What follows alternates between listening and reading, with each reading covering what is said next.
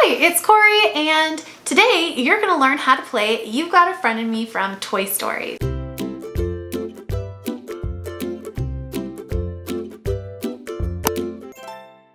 First, before we get started, I want to say a huge thank you to my patrons.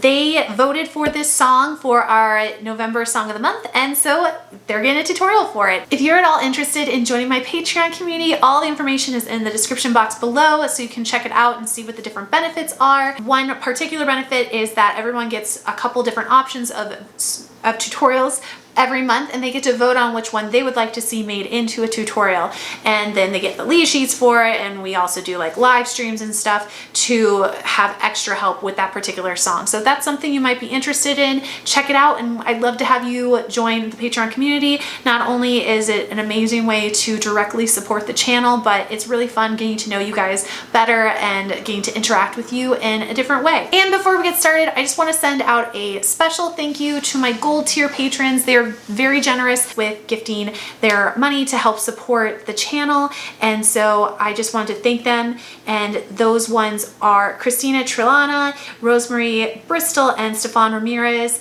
and there are more as well that have preferred to stay anonymous, but thank you so much. And at any tier, thank you. And even if you're someone who's not in the Patreon community and you're just watching this, giving it a like, making sure you're subscribed to the channel, I really appreciate that as well. So no further ado, let's get into the tutorial. This is as simple as I can make this particular song. A lot of Disney songs are actually not that easy to play, but they're like super fun, so everybody wants to be able to play them. But it's okay, with a little bit of practice and some time put into it, you'll be able to play it in no time. Before we go over the chords though, let's make sure your ukulele is in tune. Today I'm playing with this beautiful mahogany ukulele from Enya. If you are at all interested in this particular instrument, I do have a review that I will link in the card so you can check it out yourself and decide whether you would like to own it yourself. When your ukulele is in tune, you'll hear a G on the 4th string, an C on the 3rd string, an E on the 2nd string, and A on the 1st string. So the first chord we're going to be looking at today is going to be an A7 major. That's going to be your first finger on the 1st fret, 3rd string. The next chord we're going to be looking at is the C major. That's going to be your 3rd finger on the 1st string, 3rd fret. The next chord is going to be a C7 major, so that's going to be your 1st finger on the 1st fret, 1st string. The next chord is going to be the D7 major, and for that it's going to be the easy version of it. So you're going to take your 1st finger, place it on the 2nd fret, 4th string, and your 2nd finger is going to go on the 2nd fret, 2nd string. The next chord is going to be the E7 major, and that's going to be your 1st finger on the 4th string, 1st fret, your 2nd finger on the 2nd fret, 3rd string, and then your 3rd finger on the 2nd fret, 1st string. The next chord is going to be the E minor chord. For that, you're taking your 1st finger, placing it on the 2nd fret, 1st string, your 2nd finger is going on the 3rd fret, 2nd string, and then your 3rd finger is going on the 4th fret, 3rd string. The next chord is going to be the F major. For that, you're starting with your 1st finger, placing it on the 1st fret, 2nd string. Then your 2nd finger is going on the 4th string, 2nd fret. We also have a G major chord. So you're going to take your 1st finger, place it on the 2nd fret, 3rd string, your 2nd finger on the 2nd fret, 1st string, and then your 3rd finger on the 3rd fret, 2nd string. And then finally, we have the G7 chord, which is kind of like an inverted G chord, where you're actually taking your 1st finger, placing it on the 2nd string, 1st fret. Your 2nd finger is going on the 2nd fret, 3rd string, and then your 3rd finger is going on the 2nd fret, 1st string. Next, you're going to need to know a B major chord. If you're familiar with the B flat, which is a little bit more commonly used, you'd know that you take your 1st finger and bar across strings 1 and 2, then your 2nd finger goes on string 3, fret 2, and then your 3rd finger goes on fret 3, string 4, and that's your B flat. All you have to do for a B major chord is move down a fret, but it's that same position. So that turns into your 1st finger barring on strings 1 and 2 of fret 2, your 3rd finger on fret 3 of string 3 and then your third finger on fret 4 of string 4. And there's your B major. You're also gonna need the D minor chord, which is kind of an extension of the F major. So if you go into that position of the F major, all you're doing is adding that third finger on the third string second fret. But if you need to build that up, it's your first finger on the second string first fret, your second finger on the second fret fourth string, and then, like I said, placing that third finger on the third string second fret. So you definitely want to be super solid on all your different chords before moving into the strumming pattern. The nice thing is though, we're using the exact same strumming pattern throughout the entire song. Now the strumming pattern that we're using, it's kind of a bit of an extended form strumming pattern, but the basics are, and I'll just play this all on a C major chord just to start. You have a down, up, down, then you're gonna have another down, up, down, and then you're having a down, up, down, up, up, down. When it's all together in the pattern, it sounds like this.